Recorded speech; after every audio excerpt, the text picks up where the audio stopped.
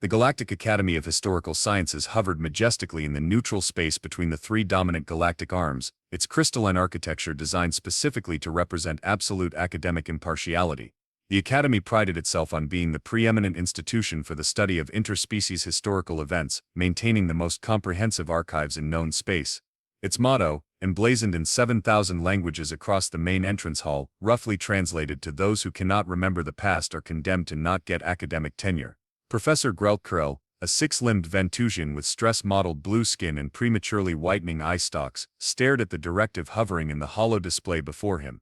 He read it for the fourth time, hoping the words might somehow rearrange themselves into something more reasonable.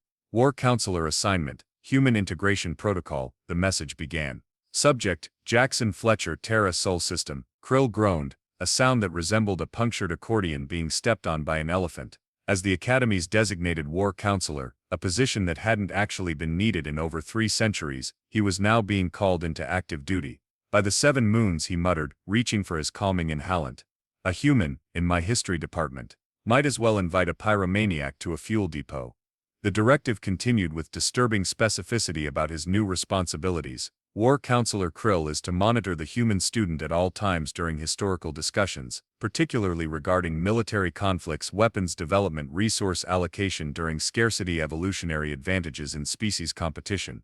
Any mention of the Proxima Centauri incident. Krill had been teaching xenohistory for 47 cycles. He dealt with the argumentative Florgians, the emotionally volatile Nexian cloud entities, and even the paradoxically thinking quantum hive. But humans were something else entirely. This is punishment for that mishap with the dean's anti-gravity boots last semester, Krill decided, tapping his claw on the desk nervously. It has to be.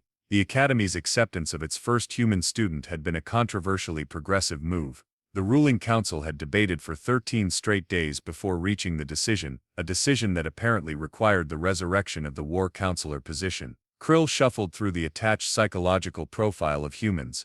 Their peculiar preoccupation with conflict didn't make them inherently dangerous, but their enthusiastic approach to historical warfare made them problematic in historical discussions. The profile included a disturbing footnote: warning, humans often use humor to discuss tactical annihilation. Do not be deceived by their jokes about mass extinction events. A soft chime indicated someone at his office door. Krill straightened his ceremonial academic sash and tried to look authoritative. Enter, he said, in what he hoped was a commanding tone. The door slid open to reveal a smiling bipedal creature with fewer limbs than seemed practical for any advanced species. The human, Jack Fletcher, was alarmingly tall, pink-skinned, and displaying far too many teeth in what Krill's xenobiology courses had taught him was meant to be a friendly gesture. Professor Krill, the human's voice was mercifully quiet for its species. I'm Jack Fletcher, your new student. They told me to check in with you before orientation. Something about you being my special advisor. Krill's eye stalks drooped slightly. War Counselor, he corrected. I'm your designated war counselor. War Counselor. The human's expression shifted to confusion. But I'm studying historical archival science, not military history. Yes, well, Krill sighed. It's standard procedure for your kind. The human blinked twice, then shrugged with a disturbing casualness. Cool, so you're going to tell me all the good war stories the other professors leave out? Krill felt a migraine forming in all 3 of his brains simultaneously. This was going to be a very long academic year. Professor Krill escorted Jack Fletcher through the Academy's main concourse, painfully aware of the ripple of whispers that followed them. Students of various species pressed themselves against the walls, some extending sensory organs for a better look, others retracting them completely. Is there something on my face? Jack asked, wiping his mouth self-consciously. No, Krill replied, his middle eye stalk swiveling to monitor a group of Zephyrin students who were frantically messaging on their communicators. They've simply never seen a human before.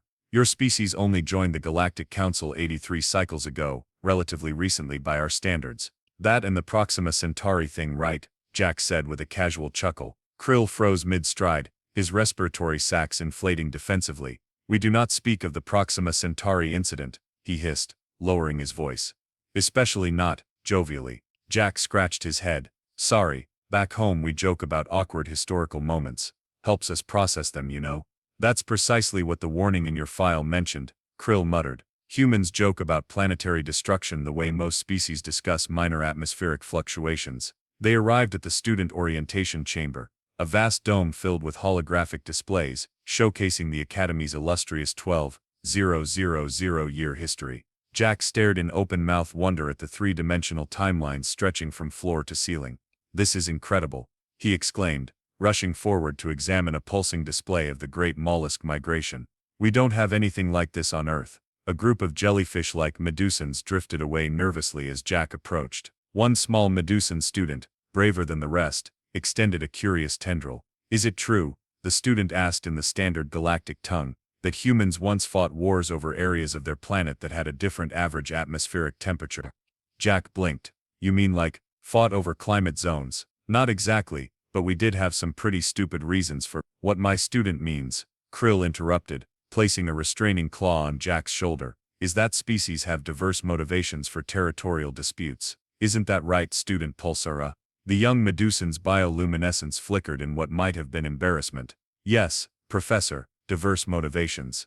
Of course." Jack leaned toward the Medusan with genuine curiosity. "So what kind of conflicts did your species have?" "Conflicts?" Pulsara's tendrils coiled in confusion.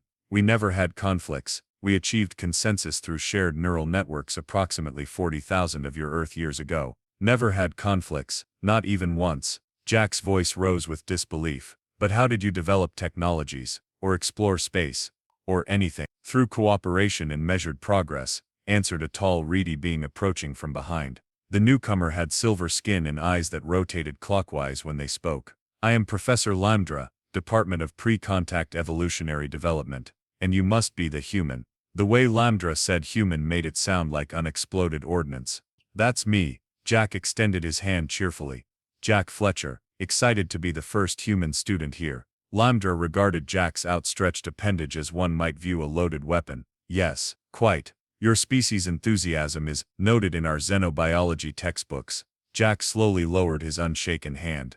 "Cultural differences. I should have remembered that from the orientation packet." "Speaking of orientation," Krill interjected, "we should proceed to the historical archives introduction. Professor Lamdra, if you'll excuse us." Lamdra's eyes spun rapidly. "Of course, do remember the safety protocols, War Counselor." As they walked away, Jack whispered, "What safety protocols? And why does everyone keep calling you War Counselor instead of Professor?" Krill sighed. "Because, Mr. Fletcher, I am specifically tasked with moderating your interactions with historical material. Your species has a uniquely intense response to historical conflicts. You, how do you say it, geek out about them. I mean, history's fascinating, especially the conflicts. They show humanity at both its worst and its best, innovation born from necessity, cooperation forged in crisis." Jack's eyes lit up with genuine passion. "That's why I'm here, to learn how other species handled their pivotal moments." "That's exactly what worries everyone," Krill muttered. They entered the historical archives wing, where a holographic librarian materialized before them. "Welcome to the archives," it intoned. "Please state your research focus and security clearance." "Jack Fletcher, new student, historical archival science," Jack said confidently. The hologram flickered red. "Human detected. War Counselor authorization required for historical access beyond cooperation studies and peaceful resolution scenarios." Jack turned to Krill, confusion evident. "Is this some kind of joke?" "I'm afraid not," Krill said, authorizing access with a wave of his faculty badge. "Consider it a safety measure, like how some chemicals must be mixed in precise order to prevent explosions." "But I'm not going to explode," Jack protested. A cluster of nearby students from various species collectively moved 3 meters further away. "Not literally," Krill clarified, "but humans have a tendency to, let's say, inspire unconventional thinking about historical events. That's called critical analysis where I come from," Jack said, folding his arms defensively. "Yes, well, what you call critical analysis, the rest of the galaxy calls terrifyingly creative approaches to conflict escalation." Krill gestured toward a quiet study pod. "Now shall we review your course schedule? You've been enrolled in Introduction to Peaceful Species Development, Ethics of Non-Intervention, and Harmonious Resource Distribution Through History." Jack frowned. "Those all sound incredibly boring. What about interspecies conflicts and resolutions, or technological advancement during crisis periods?" Krill's skin mottled with stress. "Those courses require special permission and supervision. But those are exactly the courses I came here to study," Jack argued, his voice rising slightly. Several nearby students backed away further, one activating a personal force field. A tall mantis-like being approached, ceremonial academic robes flowing elegantly. "Is there a problem here, War Counselor Krill?" The newcomer's voice was melodious but carried unmistakable authority. "Dean Xanthi," Krill straightened immediately. "No problem, just explaining course restrictions to our new human student." Dean Xanthi studied Jack with compound eyes that reflected the human's image 1,000 times over.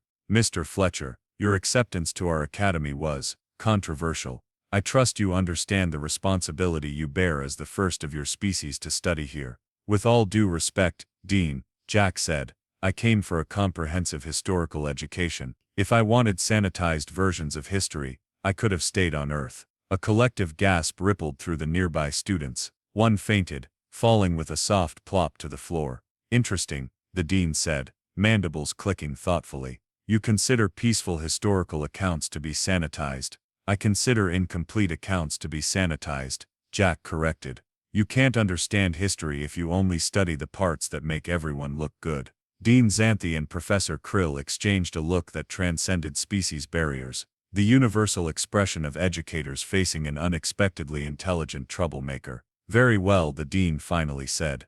"You may enroll in one conflict-oriented course, under constant supervision of War Counselor Krill, as a trial. Should your human perspective prove disruptive, you will return to the standard curriculum." Jack grinned widely, causing several onlookers to flinch. "Thank you, Dean, you won't regret this." As the dean glided away, Krill's eye stalks drooped dramatically. "But I already do," he muttered. "What was that?" Jack asked. "Nothing," Krill sighed, "just calculating how many calming inhalants I'll need to requisition from medical services." He gestured toward the course catalog. "Select your conflict course, Mr. Fletcher, and please try to contain your enthusiasm. It frightens the empaths." Professor Nilith Var, a translucent being whose floating internal organs pulsed with gentle bioluminescence, was widely regarded as the galaxy's leading expert on peaceful conflict resolution. Her 6-hour lectures on the subtle art of complete capitulation to avoid unpleasantness were legendary, in the sense that most students believed they would never end. Today, however, her normally serene classroom buzzed with unusual energy. News of the human student had spread throughout the academy faster than a quantum entanglement leak. "Today we examine the Andromeda Coalition's 14th century piece," Professor Var announced, her voice melodious and soothing. "The longest documented period of complete harmony between 17 sentient species." Jack Fletcher sat in the front row, datapad ready, while Professor Krill hovered anxiously beside him like a parent at their child's first explosive chemistry lesson.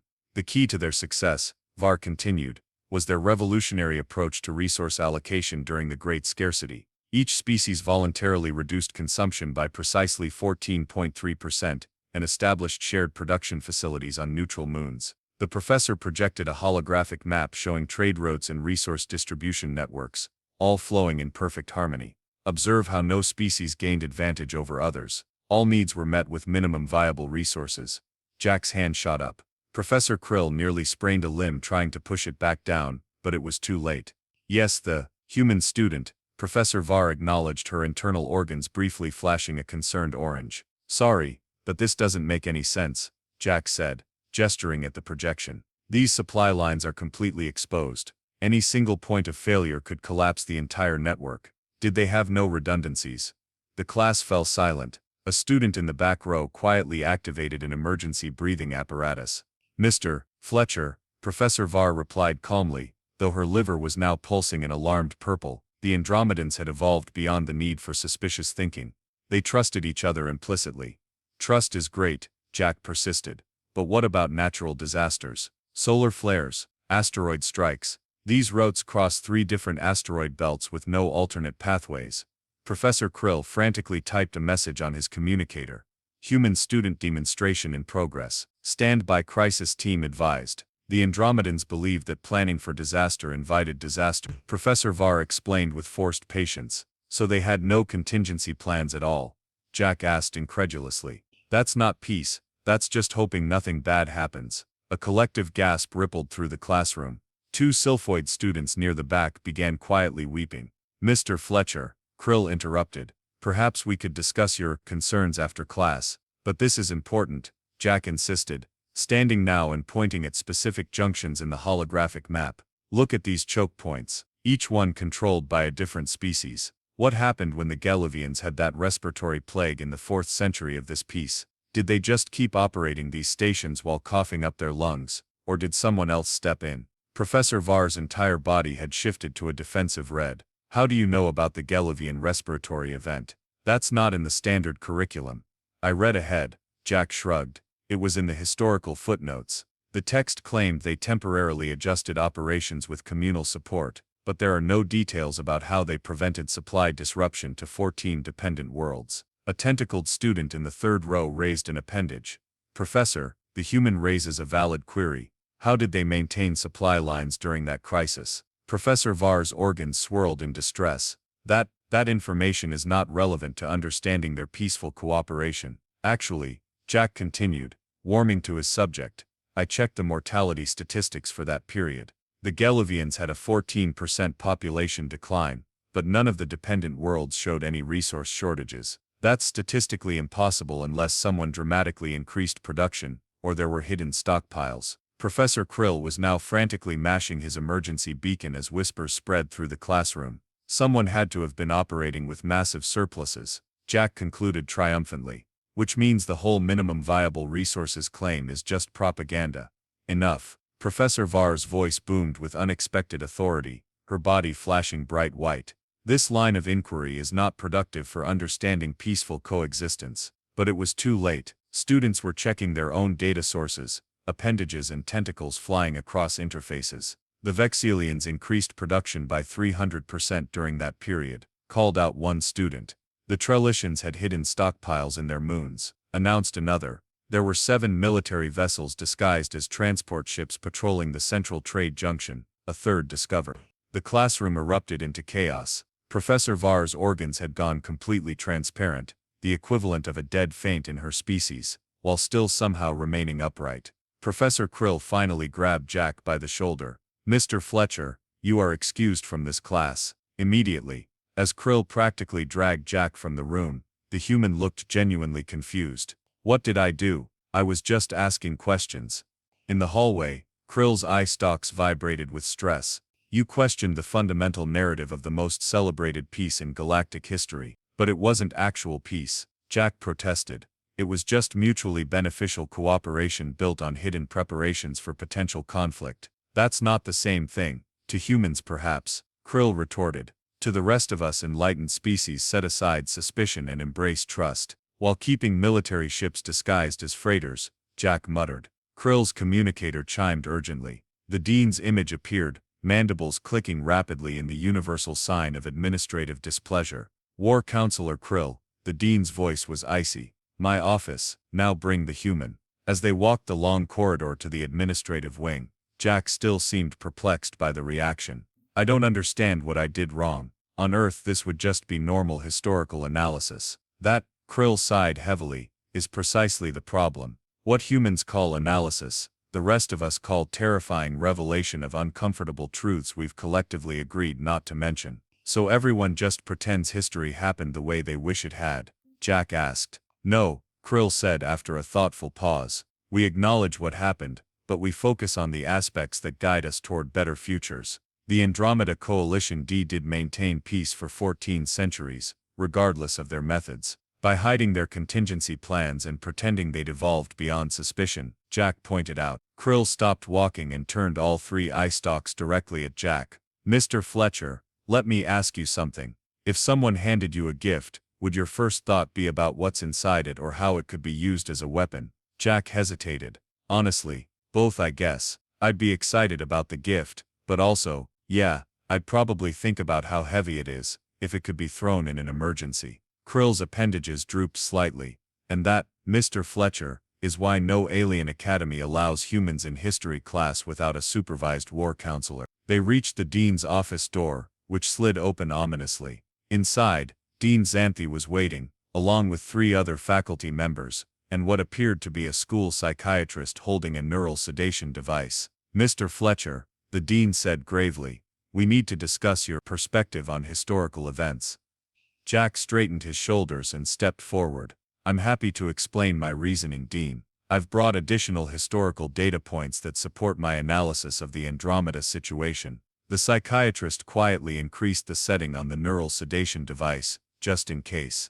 Let me ensure I understand correctly, Dean Xanthi said, mandibles clicking methodically as she paced her office. You questioned the Andromeda Coalition's peace because their supply lines were, what was your term, tactically vulnerable? Jack nodded earnestly. Yes, their entire system operated without redundancies. One coordinated strike could have, strike, the psychiatrist interrupted, tentacles twitching toward the sedation device. Why would anyone strike during a peaceful alliance? Professor Krill cleared his throat. All three of them. I believe Mr. Fletcher is simply pointing out systemic weaknesses from an engineering perspective, not suggesting actual, hostile actions. Exactly, Jack agreed, not noticing Krill's frantic eye stalk warning him to stop talking.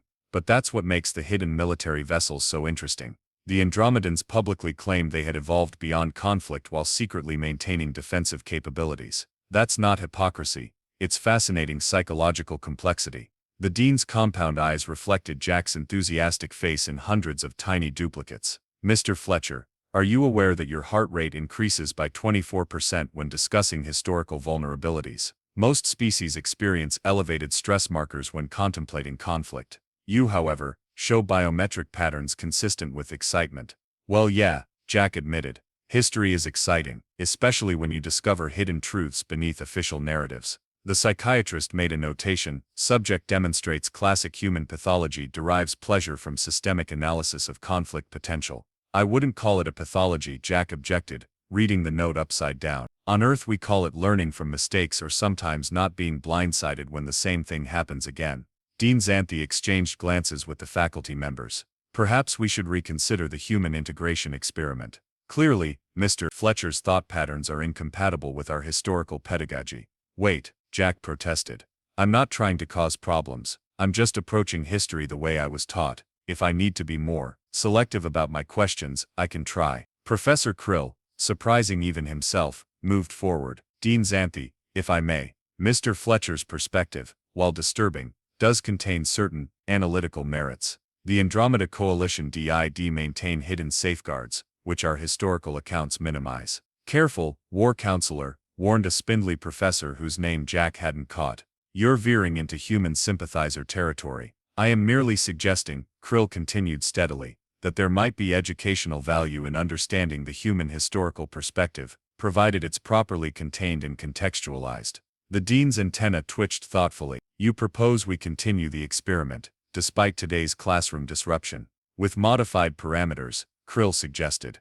Perhaps Mr. Fletcher could prepare his observations in advance, submit them for review, and only approved content would be shared in class. Jack opened his mouth to protest, but caught Krill's warning glance, and stayed silent. A pre-censorship protocol, the dean mused.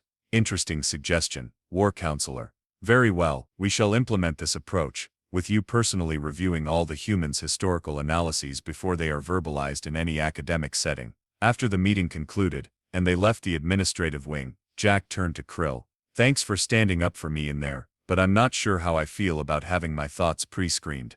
Consider it an exercise in diplomatic communication, Krill suggested. You can think whatever you wish, but learning when and how to express those thoughts is a valuable skill. I guess, Jack sighed. Still feels like intellectual dishonesty.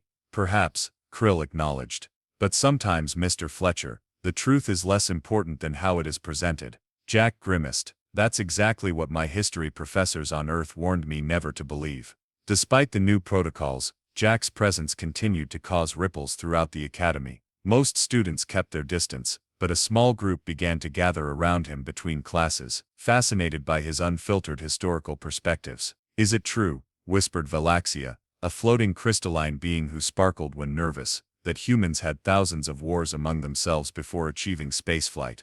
Well, yeah, Jack confirmed. We're still trying to do better, but conflict is kinda baked into our history. Extraordinary, marveled Trelnick, a multi-limbed fuzzy creature who had initially been terrified of Jack but now followed him everywhere. And you studied these conflicts, voluntarily, of course. How else would we learn from them? Jack explained. Most of our technological advancements came during or after major conflicts. Satellites, computers, medical techniques, preservation methods, even space travel itself. Professor Krill, who had taken to hovering nearby whenever Jack conversed with other students, winced visibly. Fascinating, Trelnick's fur rippled with excitement. So conflict drove innovation. Sometimes, Jack clarified.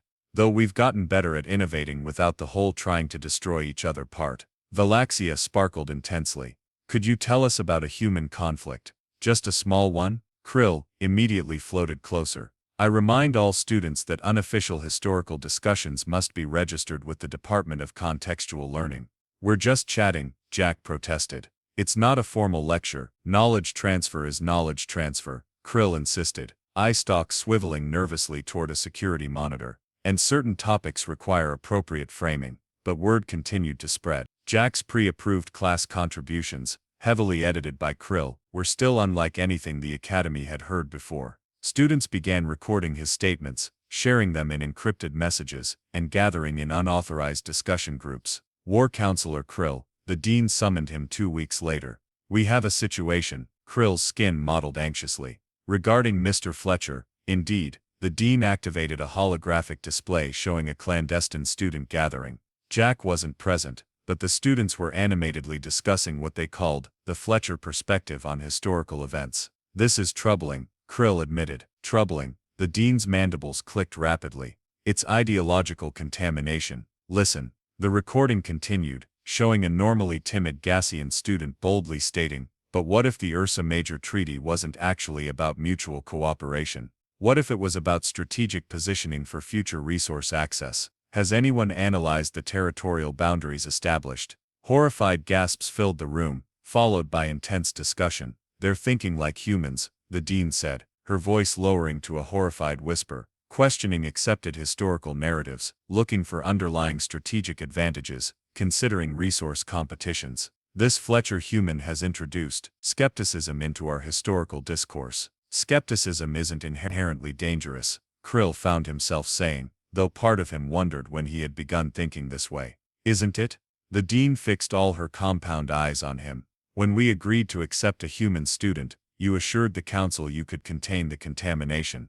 Yet here we are, with students forming underground discussion groups questioning the foundational historical narratives of galactic peace. I'll speak with Mr. Fletcher, Krill promised. Perhaps if he understands the impact he's having, do that, the dean instructed, and inform him that his continued enrollment depends on immediate containment of his historical perspectives. The council is meeting tomorrow to vote on whether the human integration experiment should be terminated. Later that day, Krill found Jack in the library, surrounded by holographic displays, showing comparative timelines of 17 different species' technological development. Mr. Fletcher, Krill began solemnly. We need to discuss your influence on the student body. Jack looked up, genuinely confused. My influence? I've been following all the rules. I submit everything for your review before speaking in class. It's not what you're saying in class, Krill explained. It's how you're changing how others think about history. Students are beginning to question historical narratives in ways that are uncomfortable. Jack set down his datapad. Isn't questioning narratives the whole point of education? Not here, Krill sighed, settling his bulk onto a seat designed for a very different anatomy. The Galactic Academy teaches historical consensus, not historical criticism. Then it's not really history, Jack said quietly. It's just storytelling. Krill's eye stalks drooped slightly. The dean has informed me that the council votes tomorrow on whether to terminate your enrollment. Your presence is causing too much disruption. For the first time since arriving, Jack looked genuinely distressed. But I'm just being myself. I've tried to follow the rules. I've had you censor my comments. I've avoided unofficial discussions about conflicts. I've done everything they asked. Except change how you think, Krill said gently. And perhaps that's the one thing neither of us can control. They sat in silence for a moment, both contemplating the fundamental incompatibility that had emerged. There is one possibility, Krill finally said. Tomorrow is your comparative historical methodology's practical exam. If you could demonstrate a non-disruptive application of your human perspective, it might convince the council of your value. Jack perked up. You mean show them how human historical analysis can be useful rather than threatening? Precisely, Krill confirmed. But it would need to be truly impressive, something that demonstrates understanding without undermining foundational beliefs. A diplomatic application of human historical thinking, Jack mused. That's a fascinating challenge. I'll need to think carefully about this. As Krill rose to leave, Jack called after him. Professor, can I ask you something personal? Krill hesitated, then nodded. Why did you defend me to the dean? You didn't have to do that. Krill's skin shifted through several thoughtful hues before settling on a calm blue. Because Mr. Fletcher, in my 14 decades of teaching, you're the first student who made me question my own understanding of history. That is, unsettling, but not without value. As he floated away, Krill realized with some alarm that he had begun thinking like a human, weighing benefits against risks, considering strategic outcomes, and most disturbingly of all, finding intellectual stimulation in the process. The Comparative Historical Methodologies Practical Exam was the Academy's most prestigious evaluation event. Held in the Grand Amphitheater, it drew faculty from all departments and often visiting scholars from other institutions. Today the enormous chamber was packed to capacity, with additional observers watching remotely. News of the human student's final assessment had spread throughout the academic community. Jack stood in the preparation chamber, reviewing his notes one last time while Professor Krill hovered anxiously nearby. Remember, Krill whispered, all three of his eye stalks focused intensely on Jack. The objective is to demonstrate analytical value without triggering existential panic among the faculty. No pressure, Jack muttered, tugging at the formal academic robe he'd been required to wear. The garment, designed for a very different body type, kept tangling around his legs. The council members are all present, Krill continued.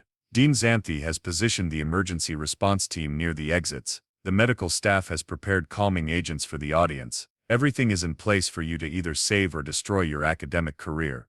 You have a real gift for pep talks, Professor, Jack said with a nervous laugh. A melodious tone signaled it was time. As they entered the amphitheater, Jack noticed the audience seating was arranged in concentric rings rising toward the ceiling, filled with beings of countless shapes, sizes, and compositions. Some floated in containment fields, others perched on specialized rests, while many sat in conventional seats. All eyes, sensory organs, and perceptual apparatuses were fixed on him. Dean Xanthi stood at the central podium, her imposing insectoid form draped in ceremonial vestments. Today we witness the practical examination of Jack Fletcher, Sol system, in comparative historical methodologies. As the first human student at our institution, this assessment carries additional significance. Her compound eyes swept meaningfully across the council members seated in the front row. The examination will consist of a historical scenario analysis. The candidate must propose methodologies for understanding the scenario, then demonstrate application of those methodologies to reach meaningful conclusions. A holographic projection materialized in the center of the chamber, a swirling galaxy map highlighting a particular region. The scenario, the dean continued, is the deltaron neutrality crisis of the 14th galactic cycle. You have 30 minutes to analyze and present your findings. Jack stepped forward, studying the projection as historical data began streaming beside it. The Deltaron system, a spatially isolated region containing valuable resources but minimal defensive capabilities, had somehow maintained independence despite being surrounded by three expanding powers. This was a classic scenario taught in every xenohistory course. The miracle of diplomatic neutrality that proved peaceful coexistence was possible even under extreme pressure. The traditional analysis emphasized cultural respect, ethical advancement, and the triumph of dialogue over aggression. Jack glanced at Professor Krill, who gave him the Ventusian equivalent of a thumbs up, a subtle phosphorescent pattern across his frontal membrane. I'll approach this analysis from multiple perspectives, Jack began carefully, starting with the conventional diplomatic framework before exploring additional contextual factors. He moved through the standard analysis smoothly, hitting all the expected points about diplomatic protocols and mutual respect agreements. The audience relaxed visibly. This didn't sound like the disruptive human perspective they'd feared.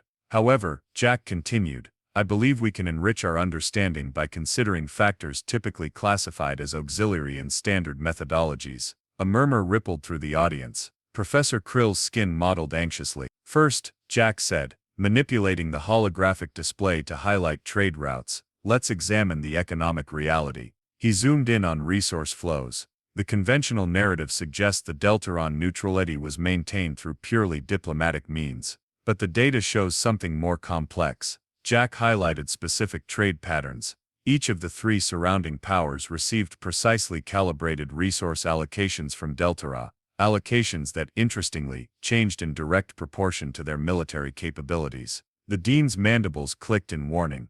Candidate Fletcher, are you suggesting? I'm suggesting intelligent resource distribution, Jack clarified quickly. The Deltarons weren't just diplomatically neutral, they were strategically valuable to all parties in precisely balanced ways. They created a situation where attacking them would result in immediate economic disadvantage. He rotated the display to show planetary positioning. Additionally, Deltara was positioned so that any one power attempting to seize it would immediately face a two-front confrontation with the others. Their neutrality wasn't just diplomatic, it was geometrically enforced. A faculty member stood up. This analysis suggests deliberate strategic thinking by the Deltarons. That contradicts the established understanding that they were peaceful isolationists. Not at all, Jack countered smoothly. They were peaceful, but not naive. They constructed their neutrality using multiple reinforcing mechanisms, diplomatic, economic, and positional. That doesn't diminish their achievement, it makes it more impressive. The audience stirred uncomfortably. Jack was walking a dangerous line between acceptable analysis and human-style strategic thinking. Furthermore, Jack continued, highlighting communication patterns, the Deltarons maintained open information channels to all three powers simultaneously. Any aggressive move would be immediately known to all parties. They created perfect transparency as a defense mechanism. Professor Krill watched with growing amazement. Jack was presenting what was essentially a military analysis of defensive positioning, but framing it in terms of peaceful mechanisms and diplomatic achievements. He was using the language of peace to describe what was essentially a brilliant deterrence strategy. In conclusion, Jack said, the Deltaron neutrality wasn't maintained by diplomatic requests or appeals to ethics alone. It was a sophisticated system integrating economic interdependence, geometric positioning, and information transparency to create a situation where peace was the only logical choice for all surrounding powers. He paused, then added, this doesn't diminish the achievement, it elevates it. The Deltarons didn't just ask for peace, they architected it. They didn't hope for ethical behavior, they created conditions where ethical behavior aligned perfectly with self-interest. The amphitheater fell silent.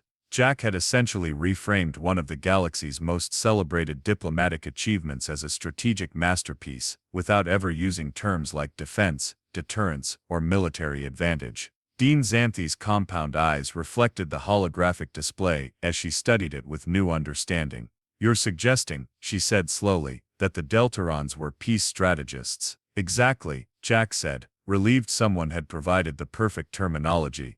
They applied strategic thinking to peace building, creating overlapping systems that reinforced ethical choices. A council member, a gaseous entity contained in an ornate floating sphere, drifted forward. This perspective is unsettling, yet compelling. The human has reframed our understanding without contradicting the core values we celebrate in this historical example. Professor Krill finally allowed his respiratory sacs to inflate normally again. Jack had somehow threaded the needle, applying human strategic analysis while maintaining the cultural emphasis on peace. The examination continued with questions from faculty members, each probing different aspects of Jack's methodology. To everyone's surprise, even the most skeptical questioners found themselves engaged with his perspective rather than repelled by it. As the session concluded, the dean called for the council's preliminary assessment. The members conferred briefly, their discussion inaudible to the audience. The council finds, the dean announced, that candidate Fletcher has demonstrated an unconventional but potentially valuable methodological approach. His analysis maintains respect for peace-centric historical interpretation while introducing additional layers of understanding. Jack exhaled slowly, tension draining from his shoulders. However, the dean continued, mandibles clicking rhythmically. The council also notes that this approach represents a fundamental departure from traditional historical pedagogy. Its potential influence on developing minds must be carefully considered. Jack's hopes sank. They were still going to expel him, just with academic compliments attached. Therefore, the dean concluded, the council proposes the establishment of a new controlled educational framework, comparative strategic peace studies. Within this framework, Mr. Fletcher may continue his education and controlled sharing of his human perspective. Murmurs swept through the amphitheater. A new educational framework hadn't been established at the academy in over 3 centuries. Furthermore, the dean added, War Counselor Krill will be elevated to chair of this new department, with responsibility for appropriate integration of human historical methodologies into our curriculum. Krill's skin cycled through shocked colors so rapidly he briefly resembled a malfunctioning display sign. "I'm honored," he managed to say, though his eye stalks were vibrating with stress. As they exited the amphitheater following the ceremony, Jack turned to Krill with a grin. "Congratulations on your promotion, Professor." "Yes," Krill said dryly. "Thank you for ensuring I'll never have a peaceful moment for the remainder of my career." "Look at the bright side," Jack offered. "You're now at the forefront of a revolutionary educational approach. A position no sane academic would desire," Krill muttered. "Do you realize what you've done today? You've convinced the most tradition-bound institution in the galaxy to create an entirely new framework for historical analysis. Is that good or bad?" Jack asked. Krill's eye stalks drooped in resignation. "I have absolutely no idea, but I suspect we're about to find out." 3 months later, Professor Krill stood before the newly formed Department of Comparative Strategic Peace Studies, surveying a classroom that would have been unthinkable at the start of the academic year. 27 students from 17 species sat in rapt attention as Jack Fletcher, now a teaching assistant, walked them through the strategic peace architecture of the Proxima Centauri diplomatic resolution. Yes, the notorious Proxima Centauri incident, once so taboo it couldn't be mentioned, was now the subject of open academic discussion. "Notice how the humans position their diplomatic overtures," Jack was saying, manipulating the holographic display. "They simultaneously acknowledged Proximan cultural priorities while establishing clear mutually verifiable boundaries." A Medusan student raised a glowing tendril. "But wasn't there a military component to the human approach? 6 months ago, such a question would have triggered emergency protocols and psychiatric interventions." Today Jack simply nodded. "Yes, there was defensive positioning involved," he acknowledged. "But crucially, it was transparent and non-escalatory. The human fleet maintained distance beyond Proximan orbital lanes and transmitted their positions continuously, creating a situation where trust could be verified," the student concluded. "Exactly," Jack grinned. "Trust, but with clarity. The phrase on Earth is trust, but verify."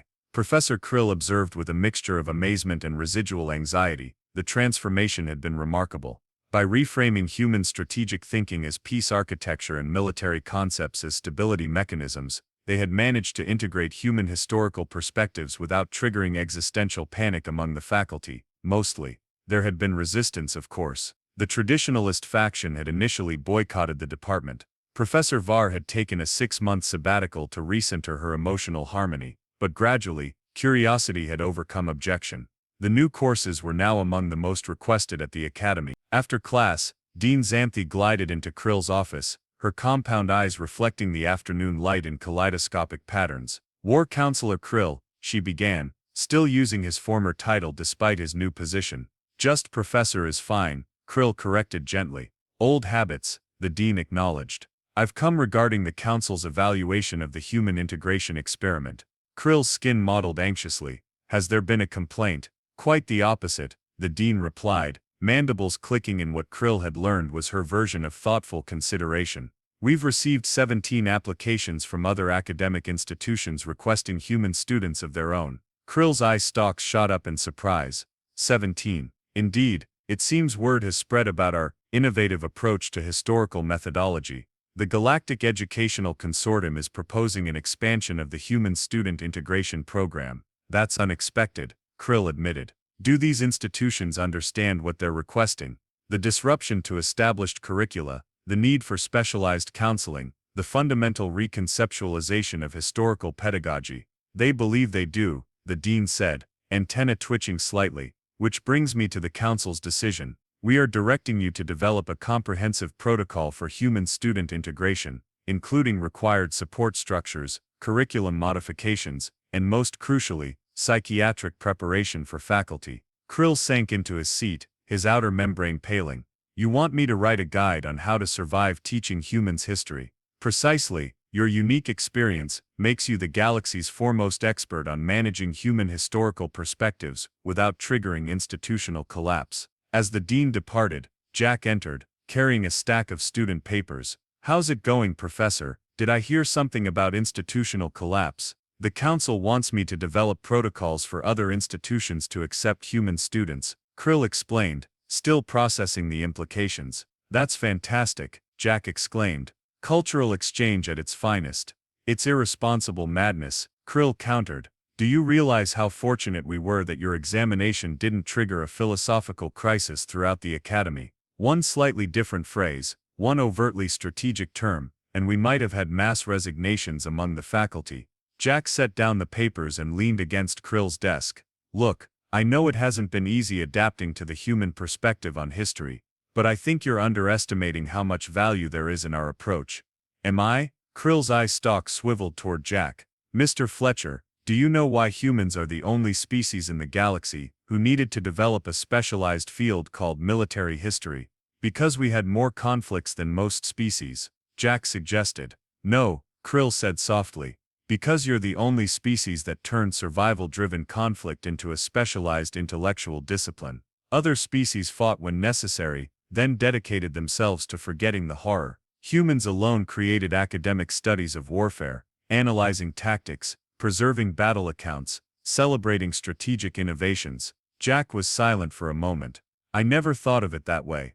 No species is perfect, Krill continued, his voice taking on a professor's lecturing tone. The galactic community's approach to historical study erases uncomfortable truths and strategic realities. Your human approach glorifies conflict resolution, while often minimizing its costs. Perhaps there is value in the middle ground we've been developing. The comparative strategic peace studies approach, Jack nodded, understanding both the necessity of defense and the paramount value of peace. Precisely, Krill's skin shifted to a thoughtful blue hue. Perhaps that is what I'll recommend in my protocol. Not just war counselors to contain human thinking, but a genuine integration of perspectives. Jack grinned. You might want to pick a less alarming title than Why No Alien Academy allows humans in history class without a supervised war counselor. Indeed, Krill agreed, his eye stalks forming the Ventusian equivalent of a smile. Though it would be technically accurate. 6 months later, Krill stood in the Academy's grand transportation hub, watching as 3 new human students disembarked from an interstellar shuttle. Behind them came something even more remarkable, 5 alien war counselors returning from their exchange semester at Earth's Global Historical Institute. Professor Krill, called Grelnak, a gaseous entity, who had been one of the first volunteers for the Earth exchange. The humans have an entire museum dedicated to previous wars, with actual weapons displayed in transparent cases. Students are encouraged to examine them. Yes, Grelnak, Krill sighed, cultural differences remain substantial, but most fascinating, continued another returning counselor, a crystalline being named Zephix, was their concept of wargaming as an educational tool. Students enact historical conflicts to understand decision-making processes without actual violence. Did you participate? Krill asked, dreading the answer. I was Napoleon at Waterloo, Zephix chimed enthusiastically. I lost spectacularly, but the tactical learning was invaluable. Krill felt a migraine forming in all 3 of his brains simultaneously. Please don't mention this to the traditionalist faculty.